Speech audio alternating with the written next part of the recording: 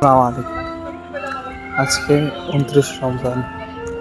29 রমজান হচ্ছে বাংলাদেশের না, সারা বিশ্বের কাছে একটা আনন্দের সময়। 29 রমজানের সময়টা বাংলাদেশের প্রেক্ষাপটে সবচেয়ে আনন্দের বিষয়। সবাই ঢাকা থেকে গ্রামে যাবে, গ্রাম থেকে শহর, শহর থেকে বন্দর, সব এলাকা যাবে। তো ওই যে এলাকাগুলোতে যাওয়ার সময় সড়ক দুর্ঘটনা, নদীপথে নৌ দুর্ঘটনা, তারপর আরও অনেক দুর্ঘটনা রয়েছে যেগুলো কিনা আমরা আমাদের অনাকাঙ্ক্ষিত সময় ঘটে যায়। আমাদের আমি যে একটা কোম্পানিতে চাকরি করি, সেই কোম্পানিতে শুধুমাত্র একদিনের অপেক্ষায় একজন বুবা বাড়ি যাওয়ার সময় রোড অ্যাক্সিডেন্টে মারা গেছে। আমাদের বোনাস দেওয়ার কথা গত বুধবার, কিন্তু সেই ব্যক্তিটা মঙ্গলবার দিনে বাড়িতে যাওয়ার সময় মারা গেছে। পাশাপাশি আমরা একটা ভিডিও খুব ভাইরাল হয়েছে, সেটা হচ্ছে লঞ্চ ঘাটে একজন পুরুষ তার পরিবারকে নিয়ে যাচ্ছে।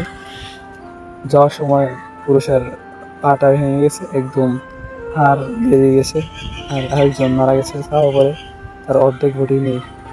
তো এই যে দুর্ঘটনার সম্মুখীন হচ্ছে, পাশাপাশি আরেকটা দুর্ঘটনা হচ্ছে রেল লাইনের যে দুর্ঘটনাটা, রংপুর যাওয়ার পথে যে রেল লাইনের দুর্ঘটনা, সেই দুর্ঘটনাটা সব মিলিয়ে আল্লাহ তাআলার এটা কি মেহেরবানি না গজব, কোনোটাই বলতে পারতেছি না।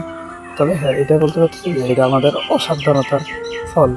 যদি আমরা সাবধানভাবে চলাফেরা করি, সাবধানভাবে গাড়ি ঘোড়া চালাই, কিংবা সব কিছু দেখে শুনে করি, তাহলে হয়তো আমাদের এই বিপদ আপদগুলো ঘটতো না। আমি বিশ্বাস করি আর কি। তো আল্লাহ তাআলা হেফাজত করার মালিক। যদি কিনা আমরা সাবধান না হই, তাহলে তো আল্লাহ তাআলা আমাদেরকে হেফাজত করবেন না, সাহায্য করবেন না। সেক্ষেত্রে আমাদের সাবধান হওয়াটা সবচেয়ে বেশি জরুরি মনে করি আমি। তো আল্লাহ যেন আমাদের প্রত্যেককে ঈদের আনন্দ উপভোগ করার তৌফিক দান করেন। আল্লাহুম্মা আমিন। আসসালামু আলাইকুম ওয়া রাহমাতুল্লাহ।